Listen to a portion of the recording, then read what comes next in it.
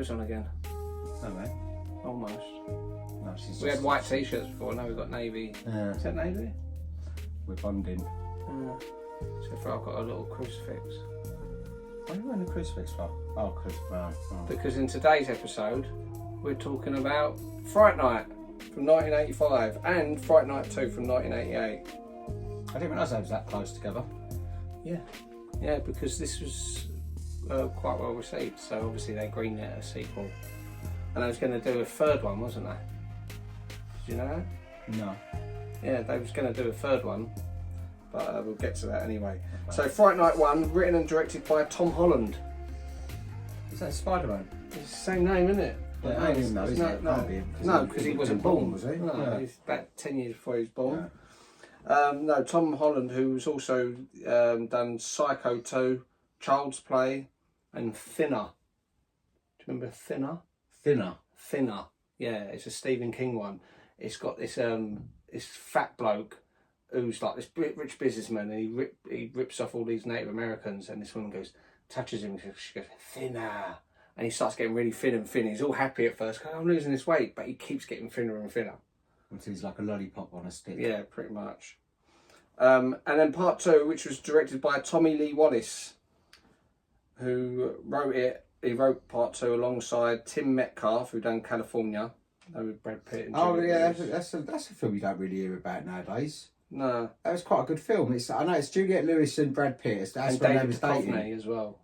Who was the woman? Was she anyone famous? No. Yeah, but that's quite a good film. That's actually quite a good film. It's got a bit of a dark twist to it. Yeah. And also Miguel Teja Flores, who done Revenge of the Nerds. Now, Tommy Lee Wallace, he's come up a number of times on our podcast. Do you remember why? I know his name. Yeah, you know his name because there's probably a picture of him on your horror thing. Tommy Lee Wallace? He'll be that one in the middle, big white mask. Oh, Michael Myers? Yeah, he's the original Michael Myers? He was the original Michael Myers. Oh, okay. He was John Carpenter's mate. He was also... I thought that's all he done. I thought he was just Michael Myers. No, he was... Because they got him to do Michael Myers because he was about the right size, so they went, you can be Michael Myers. He was tall, wasn't he? But he was also in John Carpenter's band, who done like the Big Trouble in Little China thing.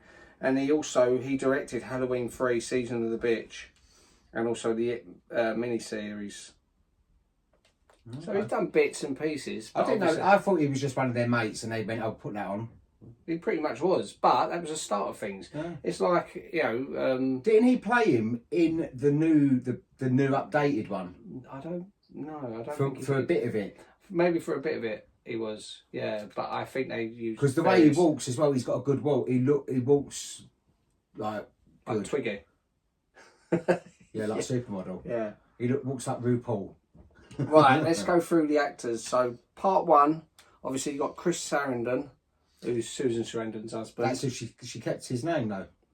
So she's obviously Well, she'd already started carving out a career by that point, hadn't she? And he was her name, Susan Sarandon. It's got a nice sound to it, hasn't it? And he was the gay bloke in Dog Day Afternoon, weren't he? Do you remember Al Pacino? That's right. Yeah. And no, I wouldn't have, because he don't.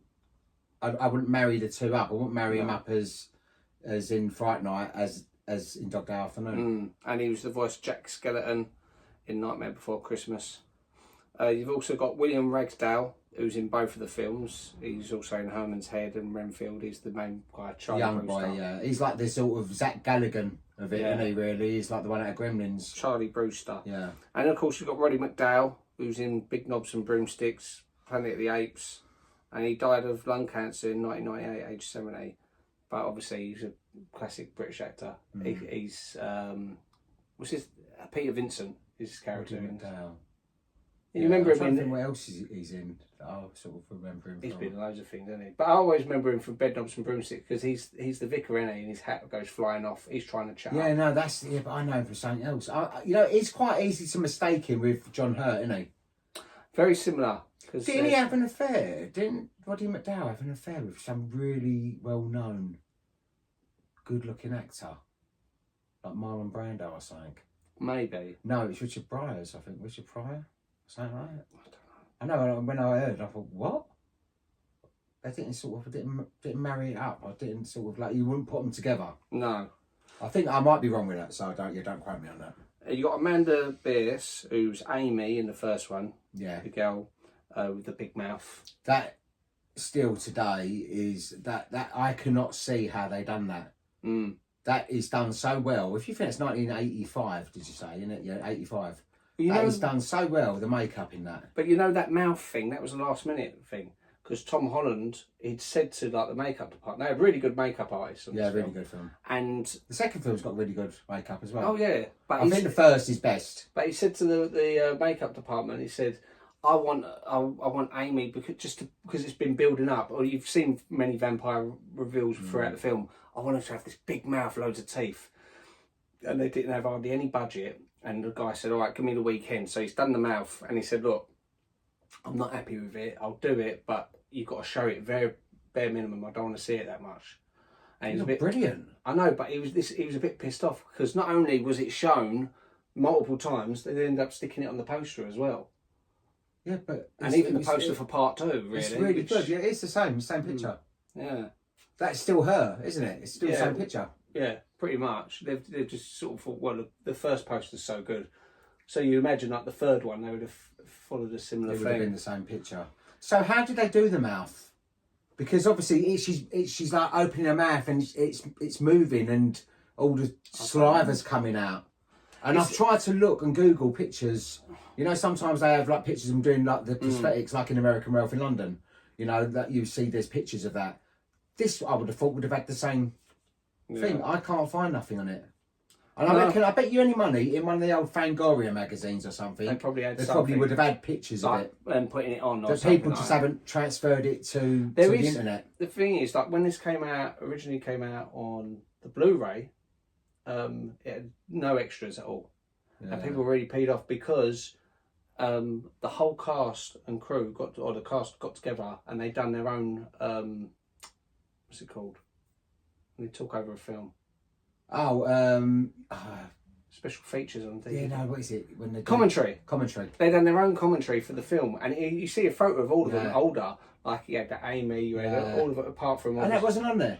No, but when it was re-released years later on Blu-ray, they've then added that same one. Because the whole point of buying a Blu-ray is because you want to get all the extra things. You want to see the deleted scenes. You want to hear from the actors. Like I bought a Blu-ray of Carrie, and there is an audio commentary with her speaking and other people speaking like about and going through each scene and going, oh, in this scene I was feeling like this, or this was happening here, and then this happened, and and it's interesting. If you love a film, then it's nice to find out as much about it as possible. It's also got Stephen Jeffries, who plays Evil Ed. He was also in The Cockpit, Virtual Stud, Just 18 and Gay, Latin Crotch Rockets, Hunk Hotel, Transsexual Prostitutes 2, Black Men, White Men, Butt Blazer, Butt Machine Boys, Halfway House Hunks. Now, were any of them films any good, Ben? I haven't seen any. So Neither have I. Are they actually the names of the they're films? the names. That's how they're credited on IMDb. Because didn't he change his name though in them? Isn't he known as something else? He's known as Stephen Jeffries, a la Evil Ed from Fright Night. He's got that on every single one. Does he do any The guy from parodies of Fright Fright Night? Night? He must. They probably do get him to make all those weird noises when he's, having to say, "Oh, oh, you're so cool." Yeah. So he obviously went into gay porn. But like when I said about the commentary, like you see a picture of him. So he'd come back and done the commentary and stuff. Yeah. I suppose. I think they're all brilliant. I like he was a really good character. I liked him. I think he was really believable. He was a likeable character. He was like believable, like little mate of his. Yeah, like sort of like Weasley sort of thing. He's really enthusiastic. And he had a really things. funny sort of like smile. I remember as a kid, I don't think it now, but as a little kid, when the first time I see it, I actually thought he was cool. I thought, little spiky hair. Yeah. I want to have little spiky hair like that. Well, I suppose it was quite. You got to think 1985. That is. I mean, was it 40 years ago? Oh, fucking hell. Scary, isn't it? Yeah, 1985. So it's 40 years ago. So that was fashions were different then, and you would look. I mean, but like look at. I know I'm going a little bit forward. Like the girl in Fright Night 2. You know, his girlfriend, the pretty girl. Yeah. Like that hair. that she's got is very 80s type of hair, and a load of girls had that kind of. It's just like you don't see girls with that kind of hair now. It's like really sort of big on the top, not like I can't really describe it. I know. Do you know what I mean? It's like I remember there was like Kate and Ali. I remember like one of the girls in that had the hair like lots of girls had that kind of big sort of hair. That was so that's his girlfriend in part 2. Yes, that's Tracy Lind. Lind. The character's Alex. She was also in Bugsy. Now, in 1997, she went public with accusations of abuse regarding her former boyfriend, Dodie Fired. The Dodie Fired. She retired that same year, saying she wanted privacy and acting was the wrong path. Oh, what? Diana's Dodie Fired? Yeah. So, obviously, when she died, that was 97, wasn't it? 97, yeah. So that's when it came out, and obviously the reaction would have been people, how dare you say things? And she goes, you know what, I'm out of this, I want out. And apparently it was all true. I can believe it, because it's turned out about with his dad as well, and there'd been sort of stuff. God, yeah. You've also got in part 2 Julie Carmen. That's the main vampire. Yeah, who's in the Mouth of Madness. She's something about 2 years younger than Mum now. I know, it's mad, isn't it? Yeah. She doesn't look old, but she's older. She's obviously older, but I would say about 3-4 years older. But then that would about 30. She's probably wasn't she? I suppose really 30. That's about 30 in Greece, wasn't they? Yeah. So but I don't think she was meant to be a kid. She's not meant to be young. She's meant to be like a young adult. Woman. Yeah, she's a woman. Like sort of almost like sort of Kelly LeBrock in Weird Science. Yeah. You had John Grise, who's in Napoleon Dynamite. Russell Clark, who's mainly known as a choreographer. Now I've put it in brackets, a man. That surprised me, because I always thought it was a woman. I thought it was a woman. Because this is in part 2. It's the one on the roller skates. Yeah. And I always... He doesn't speak a word. Well. Oh, yeah. I can believe... He's really scary looking. Mm. And I always thought it was a woman because I thought it was a she, but it's he. Reminded me of our old neighbour, that Rachel. That nutty bird who lived next door to us when we grew up. I don't remember her. Well, she looks a bit like that. I remember her roller skating coming towards me. No, but I remember always thinking that he was a woman in this. And I never, because he doesn't speak, and he's very, is it andromedous? What's the word? Yeah. You know, he's quite androgynous. He's quite, he's like masculine, feminine looking at the same time. Which obviously was big in the 80s, but it was one of those things I thought, okay, well, it's a masculine looking woman. But, no. Yeah. But yeah, I looked at his IMDb as well. He's been quite a few films, and I think he was a dancer. Yeah. And he's been in lots of music videos. Yeah. And he was in Xanadu. Yeah. I see sort of other things, but that's interesting. It's in Vamp, because Vamp is another one I think we should do. Because have you seen Vamp? No. See, Vamp is actually... I remember Grace Jones. I remember the bit of her climbing over that bloke and turning. Yeah. And that was enough to scare me that I switched it off. It was on like BBC after Neighbours or something. But Russell Clark sadly died of cancer in 2002, aged 53. Who's Russell Clark? The androgynous. Oh, okay. Yeah, I heard that. It's sad. You got Brian Thompson, who is in part 2. He's sort of like the big, sort of muscly bloke with. I had to say, when I was watching it, all of the main characters, like the vampire woman, all her gang, look like action figures. They all look like caricatures of real people. Like he's got these big lips and the chiselled face. There's that one on the roller skates. And like you can imagine them as like, and then there's the wolf bloke who's like the pervy old wolf bloke, which I think's like probably would be what you'd be like. But they all look like caricatures of human beings. Do you know what I mean? They're all exaggerated features in one way or another. They're all like, you could imagine them as like toy figures. Yeah, it's almost like they designed them that way. That you could have. I mean, I don't know why you haven't really seen more of that actually, because it is quite a successful. I mean, but I suppose they wouldn't have toys for it because it was. No, but you know, like in Forbidden Planet. Actually, yeah. I mean, there's a lot of people. Like, I mean, actually, to tell you, like that there's people would buy figures of that Amy. And I suppose there's more appeal. There's more niche stuff like collecting figures, like ones that actually like look like them, like maybe like a bust or something like that. I mean, I used to have loads of stuff like that. And like you said, they're quite distinctive. Yeah. Like if it was a bigger film, and you could easily get a group of 4 of you to dress up as them, not even in their vampire form, but one sort of like big muscly one with like the crappy hair and stuff, one like on roller skates looking like man, woman, whatever. So they are very distinctive looking. But him, the big muscly one, that's Brian Thompson. He was in X-Files, a regular in X-Files. He was in Cobra, he was the Night Stalker. He was also in the first Terminator. Do you remember in Terminator? I don't know if he's got like a robot-y looking. No, he wasn't a Terminator. No, but he's got a face. He looks like he looks like caricature. Yeah, you know, he looks like he'd make a good mask. Yeah. Well, he in Terminator, he was one of the punks at the beginning. You know, when it's got Bill Paxton and it's got 2 punks with him, and he's one of them punks who Arnie kills to nick their clothes. Right. Remember his friend Richie in part 2? His friend who comes in and goes... Yes, the one that he sees him back to the apartment. Turn into a vampire.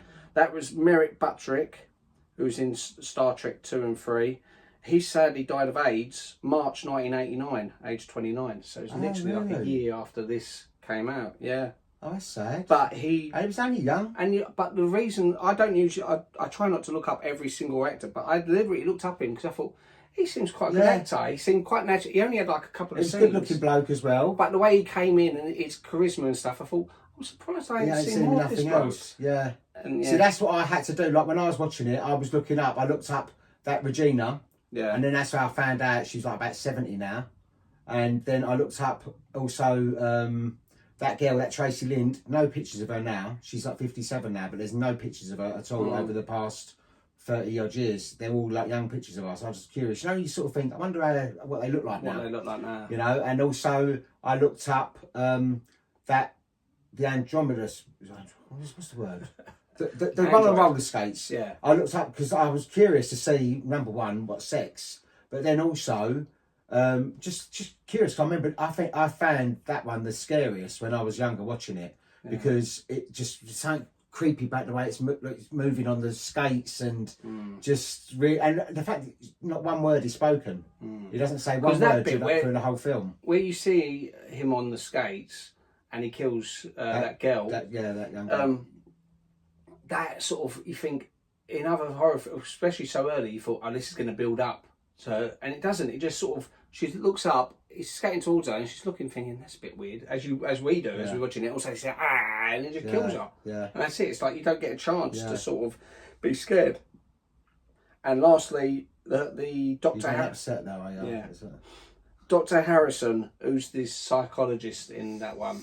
Oh, the one who's in the car with her. Yeah, and it turns out he's a vampire. Ernie Sabella, he was the voice of Pumbaa. That's a bit weird, that bit I found when he gets the steak and then he's like, oh, I'll do it myself. And it was just a bit, I thought it was a bit, is that supposed to be funny? Or? Yeah, I think it's meant to be like, because the first one was known for sort of its comic relief as well. So obviously they're playing on that. Well, that's the one that comes to mind with that is American Werewolf in Paris, where they completely missed the boat on that because the natural comedy in American Werewolf in London with Jack is just so funny. Whereas they try to do it like with the is she a prostitute in it? I think the one who gets killed, and she's like they're supposed to be like the Jack in American Werewolf in Paris, and she whistles and her eyeball comes out, and it's just like, and it's really bad CGI. Yeah. I see it once. I don't think I'd ever see it. I see it in the cinema, and it was horrible. I remember it finishing, and me and Adam went to see it, and we ended up having to walk back. You know that cinema where you used to live? ABC, I think was Dan. What's Dan Stepney? No, the one where you used to live in Barking. Showcase. Was it Showcase? Yeah. Anyway, we walked from there to Mudshoot, to the Isle of Dogs. We was 15, and we was just going, what part of shit? Anyway, why did you go that way to watch the cinema? Let me quickly get this out. He was Pumbaa in Lion King, the therapist, and the pig. Okay. Anyway, because that was one of the only places showing it, I guess, and we thought, okay, we'll go there. And but because it was on Halloween night, we watched it, and it finished after midnight, and we couldn't get a bus back, so we ended up having to walk, and we didn't really have much money. Yeah. But so Fright Night, which is the story of Charley Brewster, who's got some neighbours. A vampire moves in next door. No one believes him that it's a vampire. And then he teams up with an old actor to take him down. and then part 2, he's now gone into college. He's convinced, a therapist has convinced him that it was all in imagination. Like sort of drugged or something, and he hallucinating the fact that he was a vampire. He was just a murderer.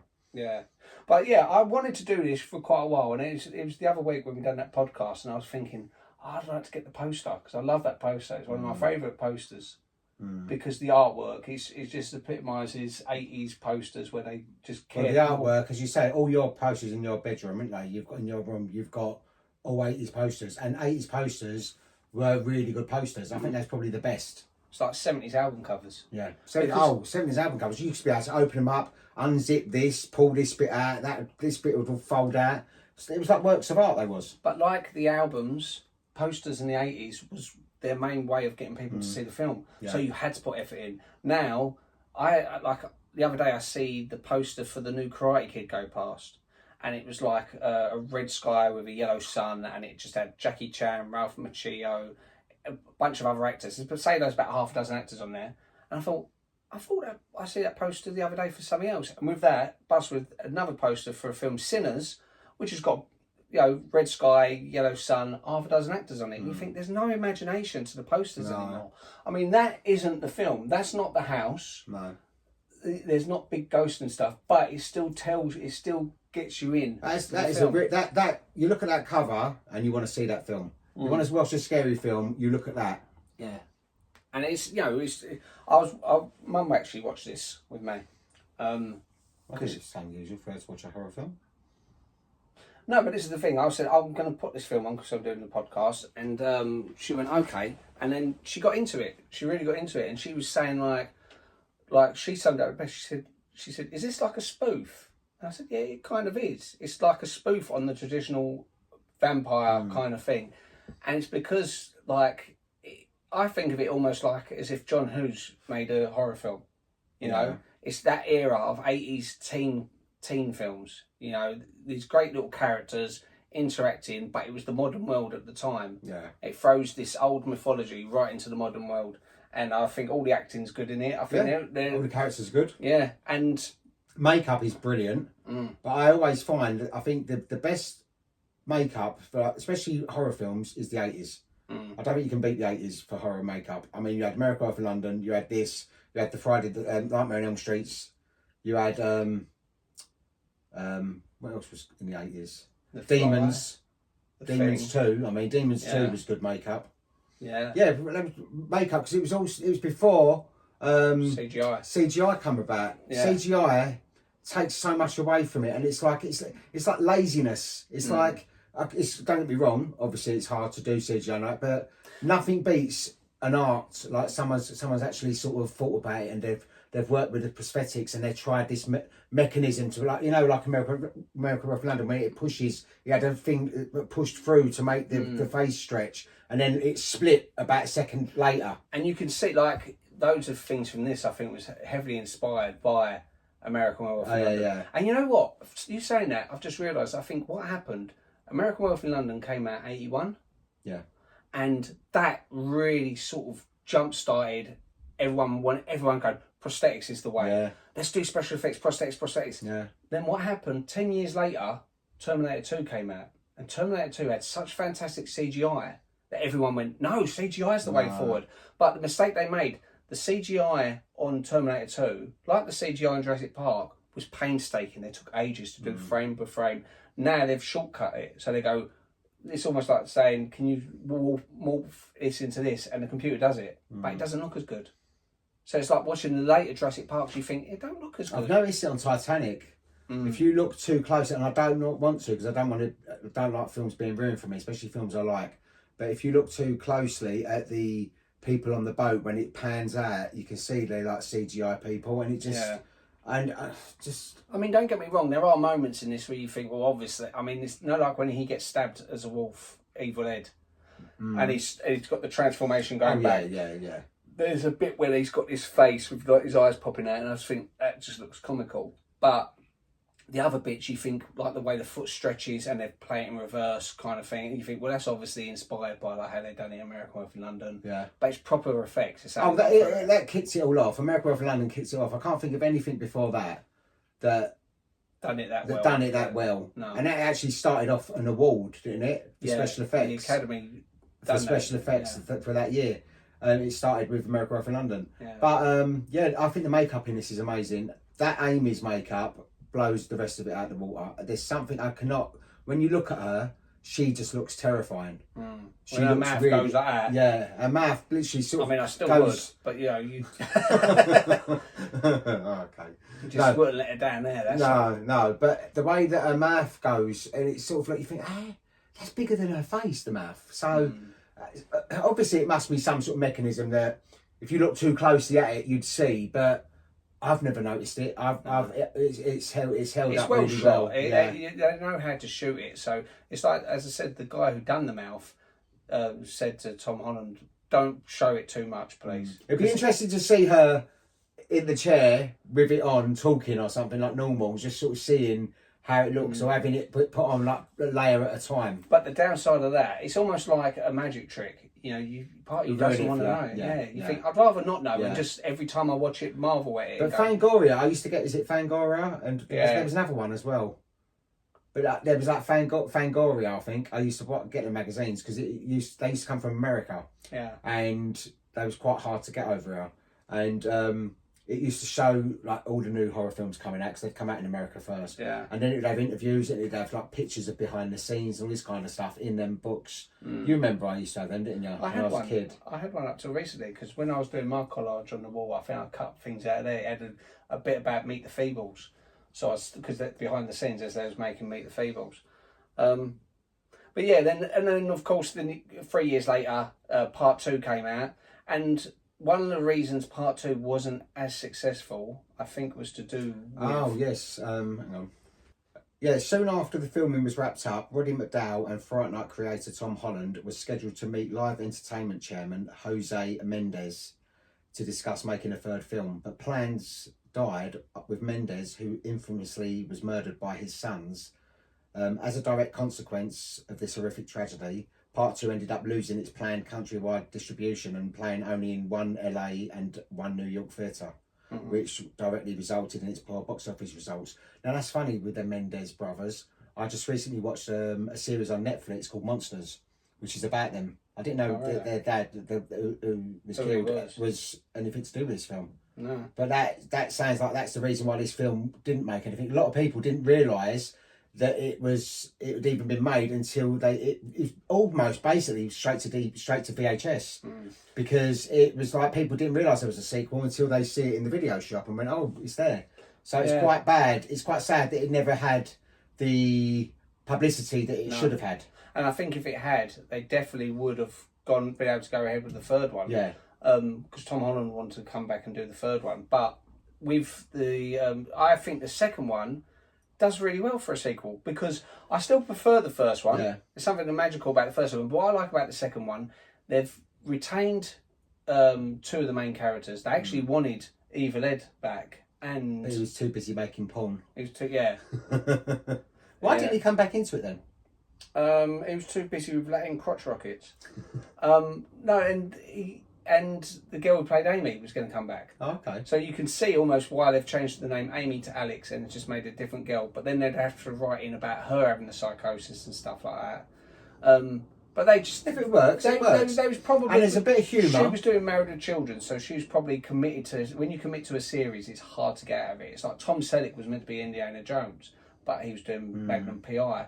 Pierce Brosnan was going to be James Bond back in the 80s, but because they heard... They renewed Remington Steele, so he couldn't do that. So the TV series in America are very powerful in keeping people away.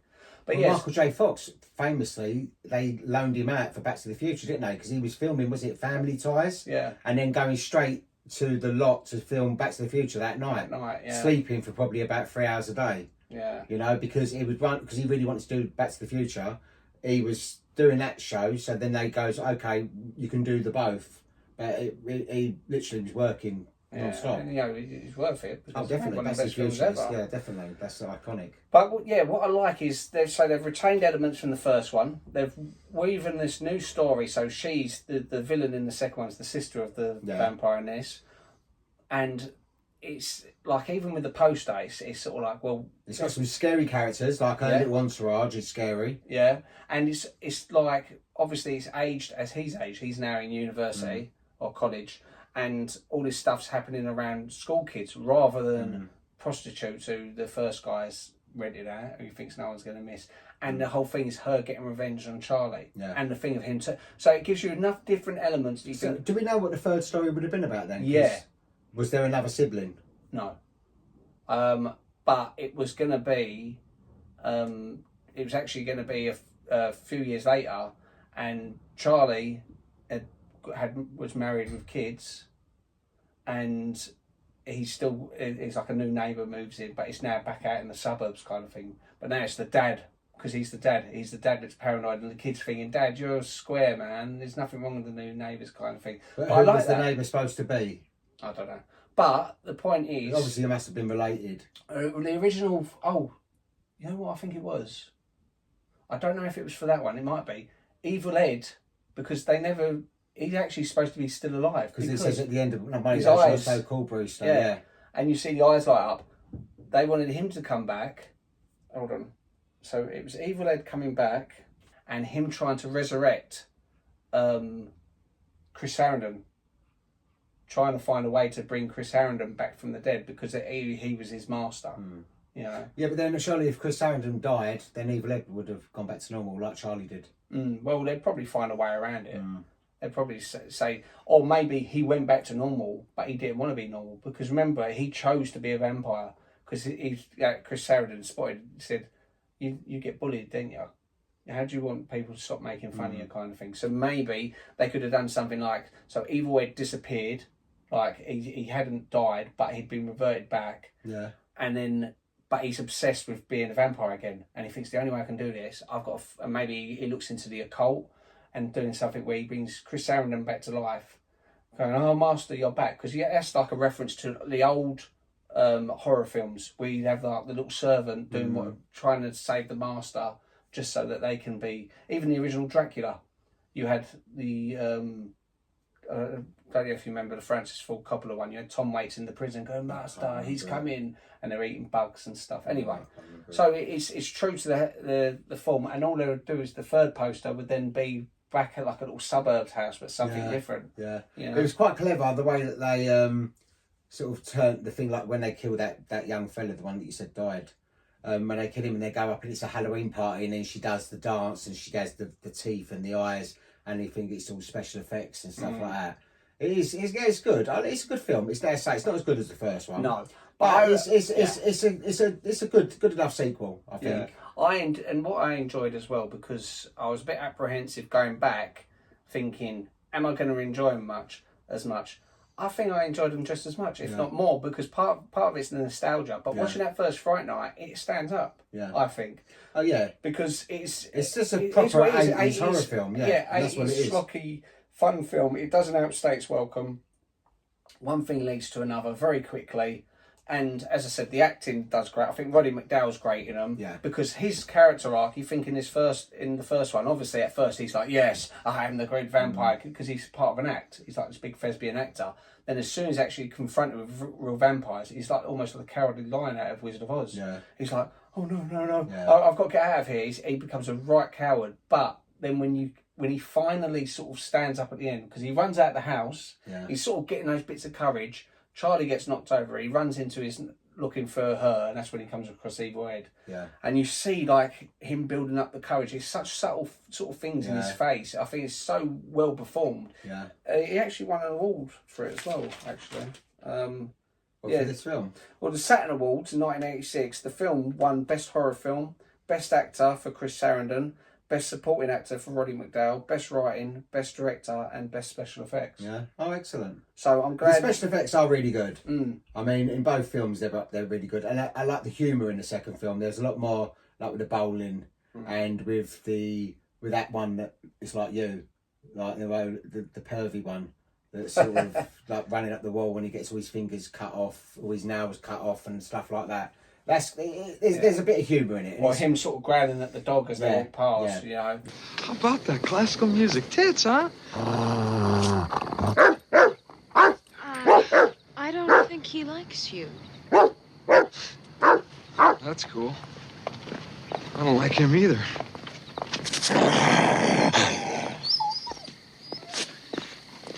It's more like it, dude. I know, I remember as a kid actually, I liked that character because I thought he looked most like a wolf, and I was really into wolves. Yeah, he is. He has got a wolf-like persona. Yeah. And it's also, that was probably one of the reasons I liked Evil Ed so much in the first time, because he actually turned into a wolf. So in my head as a kid, thought, oh, he's like a werewolf. Yeah. You know, because I loved American Werewolf in London. Yeah. And with the special effects makeup, Chris Sarandon actually helped apply his own makeup, because he had to sit in the chair for hours. He like the fingers, he'd be doing them while they was doing his face and stuff. Because he was like a It takes stage hours actor. it takes hours to get that kind of makeup on, and then you've got to be sitting around in that makeup, and usually under hot lights, and they've got to be making sure it ain't going to be peeling off, and it's got to be a nightmare to do, but it ends up looking fantastic on the screen, so it's worth doing. You know, Charlie Sheen auditioned for the part of Charley Brewster. He would have been that age, I suppose, wouldn't he? Yeah, He would have been that but age. I don't think he would have been as good. I think I like Charlie I think Sheen. he would have been alright. He would have been okay. He was quite a good young actor at the time. He would have carried it off just the same. Yeah, you wouldn't have known the difference. but something about, I think what was good about William Ragsdale is that sort of Zach Galligan-ish type thing. Yeah. He looks more nerdy. I think whereas Charlie Sheen. Did he do anything else? Or is he basically, this is his biggest sort of Well, this films? is his biggest thing. He probably does them Comic Cons. Of course, but he's had They had consistent lots work. of money on them Comic Cons. He's been in multiple films and TV shows, but nothing as. This is what he'll be known as. Yeah. You know, I always think, I know it's a bit morbid, but I always think about when someone dies, what's going to be written on the newspaper. It would say Fright Night actor, you know, William Ragsdale. That's what it say. The studio paid little attention to this, giving Tom Holland more creative freedom as they were concentrating on their high priority films, The Slugger's Wife and Perfect. Perfect, John Travolta and Jamie Lee Curtis. With them sort of doing that sort of dance thing. Dancing, yeah. Yeah, I mean, it's that'd be great for him, because obviously if the studio got involved, it would have been a completely different film. Sometimes it's good just to sort of let them get on with it, you know. And Heidi Sorensen, the hooker, who was killed, the blonde hooker, turns out, she was Playboy Playmate of July 1981. Have you looked her pictures up? No, I remembered. From somewhere.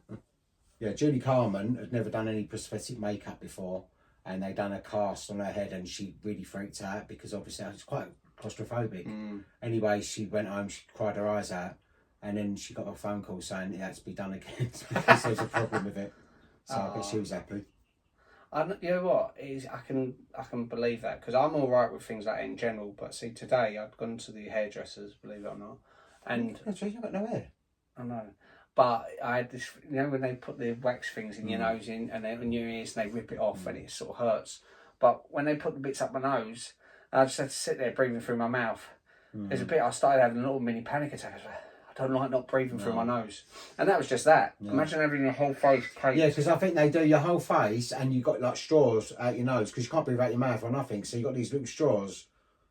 Yeah, no. But I think I'd be okay with that because... Yeah, I'll be excited about the process and and they probably let you keep your head afterwards anyway, because it's to make a thing in your head so they can put makeup for it, can't they? This was actually remade a few times as Wani Banarak Rat, Kalpana House, Fright Night in 2011, the remake with. Oh, you've seen that, haven't you? Yeah. What's the Amy like? Has she got the big mouth? It's not the same. It's not the same. In principle, it's the same film, but it's not the same film. The beats are different. It happens a completely different way. Like, the characters are different.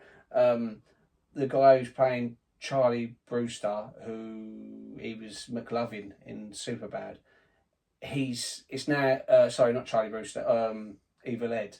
Evil Ed's the one who's like, he's a vampire. No one believes me. And the Charley Brewster character, Anton Yelchin, who sadly died. With you remember how he Is there died? like a jinx with this film or something? I don't know, because you know how he died, Anton Yelchin. That was quite sad, because he was only a young guy. He was like in his 20s. He parked his car up, went to check the mail. and I've heard of this. And the car rolled. What else was he in then?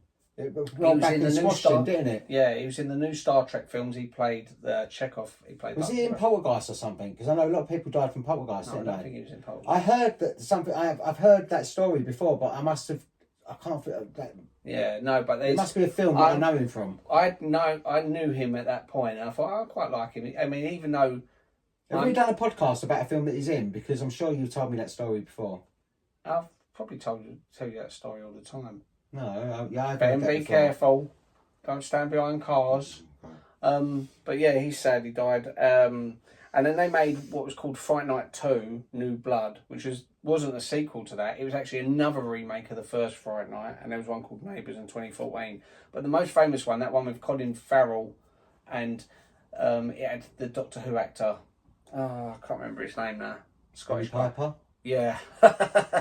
No, it was okay. It was a passable horror film, but it was nothing like this because it took itself too seriously. No. It was like everything was trying to go really scary and sort of over the top. What was good about this is naturally it doesn't have to try that hard. No. You know, like when he's trying to convince the cop, and the cop drives off, and he's standing there on his own on the street and looks around and sees the bloke and thinks, "Oh shit, I'm dead. They're going to kill me soon." So then he starts panicking. You know, you actually feel that. You think, "Oh, this feels realistic." Whereas in the new one, when Colin Farrell's pulling like the pipes out of the house to make the house explode or something, you think this just feels over the top, sort of typical. It's like they ruin, like they remake a film that you think, oh, it's a classic film, it's going to be good because it's like they've had like 20 years and it's going to be made by someone that loves the original, so it's going to be quite respectful of the original, and it's just going to be even better. It's going to be better effects, and it's going to be like more suspense. But then you look at it and it's like, what have you done? It's like you've just basically sold out, and it's about money making. You've not worried about, you're not taking all the original fans and what they would think about it into consideration. It's like they don't listen to like the fans and stuff, basically. Yeah. And I also don't think it's the right time. It's like throwing a party at like 8 a.m. It's like no one wants to go to this party at 8 a.m. What was so good about this is even things like the music, which was done by Brad Fiedel. He was known for doing Terminator, True Lies, Terminator 2, obviously Fright Night 2, yeah. But also apart from that, the songs in this, the soundtrack in it, you know, the theme tune back in the 80s when every film had a theme tune. Fright Night. Julie Carmen, she kept a lot of her costumes from the film. Oh yeah. Yeah. I think you would though, would you? Yeah. Yeah. A lot of people do that. Yeah. But then I think this day and age you would, because you think just in case he's going to make something, I'll keep hold of that. And there were so many films at that time that turned it into franchises. This could easily have turned into a franchise if it weren't for that thing with the producer, the studio exec getting killed by his sons. It was him and his wife got killed, wasn't it? And Stephen Jeffries, he actually auditioned for Weird Science. For the Anthony. I wonder why he went into porn. It's so unusual. Maybe he enjoys it. Oh, of course, yeah. He must have enjoyed it because he'd done a lot of it. He done, you know. And what's he doing now? Is he still doing porn, or probably? He's probably. If he enjoys it. Oh yeah, no, of course. And he thinks, oh, God, they're paying me to do what I like. Yeah. You know.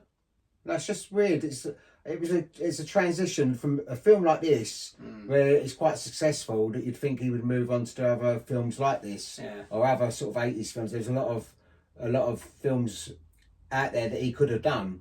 Then it's unusual that he decided to go into porn. But then again, that might have helped him out in the porn industry because he was in a proper he used it. budget, a proper mainstream movie. Yeah, and that would be a selling point for those of them because I wonder if they ever parodied like a Fright Night type thing in one of his pornos. I'll look it up. If there is, I'll put it in.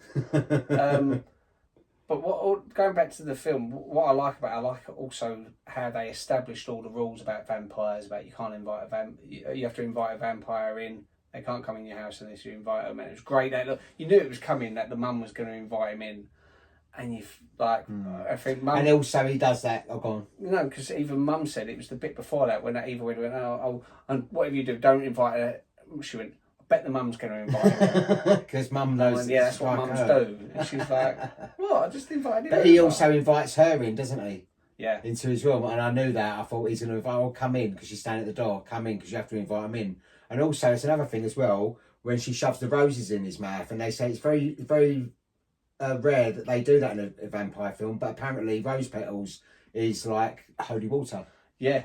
And see, I know a lot about vampires, and I didn't know that. Yeah. You know, if I'd heard it, it would have been from that film years later. But when she stuffed the roses in his mouth, I thought, that's a weird reaction. Yeah. Is the water holy water? What's going on? But yeah. And luckily, she had read the book. She was quite hot, the Alex girl. I thought you'd like her. Yeah, she's a very pretty girl. Yeah. I mean, Amy's fine. She's nice. There's nothing wrong with her. But then when you see Alex in part 2, you think, oh, yeah. She's got a very 80s... She's like typical, like, 80s look about her. I like... That's... See, I like how the second one ends as well, because it's similar to the first one, the big climax, but it's a different building. It's got that elevator shaft bit, which is quite... She's clawing through. Yeah. It's like... Which is funny. She's taken ages to get through the bottom, and the metal roof of it, she just bursts through that straight away. Yeah, well, he's got the hatch as well, though, hasn't he? But the makeup is good in that film as well. Yeah. The makeup is good in that film. But that's a good bit of tension. The way they all die. Oh, like that other bloke dies with all the maggots coming out of his stomach. Yeah. Because he was a bit like... He weren't... I don't think he was a vampire, was he? No. He was more like the guy in the first one. It's like... Were they supposed to be together in the first one? Is that like his partner? No, I don't think... It was just his bodyguard. It's their familiar, it's called, you know, so you got a familiar, someone who looks after the vampire while they're asleep, because obviously while he's asleep he's defenceless. But he's obviously not, he's not turning into a vampire, so he's able to go out in the daytime. Yeah, but it was something otherworldly about it, because that was another great bit, because they shoot him, you think, well, he's dead. And then that Chris Sarandon walks away, says, oh, is that what you think? And walks up and goes, what's he talking about? And then you see him sit up in the background, you think, oh God, he's still alive. How is he still alive? It actually, when he got shot in the head and his sort of complexion changes, it reminded me a lot of Salem's Lot. It looked a bit like when they're vampires. That's another one. That's another one. Fantastic makeup, Salem's Lot. Oh yeah, Chris Sarandon, who plays Jerry Dandrige in the first film, stopped by on the set to show his support on the day of the party at Regina's house. Oh, in part 2, yeah. There's pictures of him at the party, you know, so that's quite nice of him. You got to imagine also, when they was making part 2, they didn't know it wasn't going to be shown nationwide. They was probably quite excited, thinking we had such fun. Because of the first one, yeah. And Roddy McDowall, I think he said it was one of his favourite roles. Yeah. He really enjoyed playing the part, and I think it's a great character as well. Yeah. No, I really enjoyed this. I enjoyed it so much more than I thought I was gonna. Because I knew I liked it anyway. But you know, like when you ain't watched something I hadn't watched it for about 20 years. Yeah, I haven't seen it for a long time. So when I was watching it, and that second one, I'd completely forgotten. I remember the bowling alley bit. I remember him climbing up the building, and then they cut off his nails and stuff like that. As bits was playing, I thought, it's ringing bells. I remember, the girl getting killed by the bloke on the roller skates. Yeah. And but it's a good film. They're good films. They're easy watching. They're easy. You want to watch a horror film, a classic old, like retro kind of 80s type horror film, then they're perfect for you. Now, I used to admire you. You know that? Well, of course. That was before I found out what a fake you were. Peter Vincent, the great vampire killer of thieves.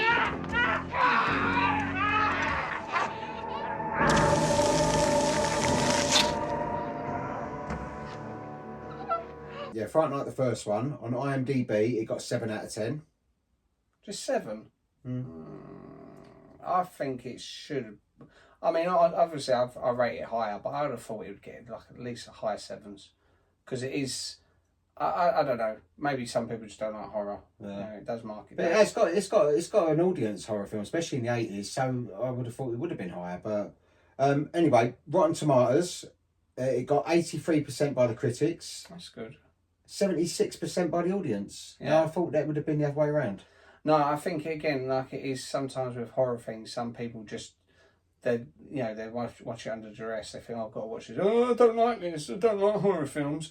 I thought this was going to be Breakfast Club. I think the cover gives that away. The budget for this film was 7 to 9.25 million. Okay. And it made 24.9 million in the box office. That's okay. That was okay. I mean, not bad. Again, horror films, it would have been R-rated. Yeah. So no one under 17 would be able to see it in America. So it'd bring an 18 over here. So that's not bad. Yeah. Yeah. Right, Fright Night Part 2. Yeah. On IMDb, it got 5.9 out of 10. Which I think's harsh. I would have put it high 6s. Right. The critics gave it 36%, and the audience gave it 43%.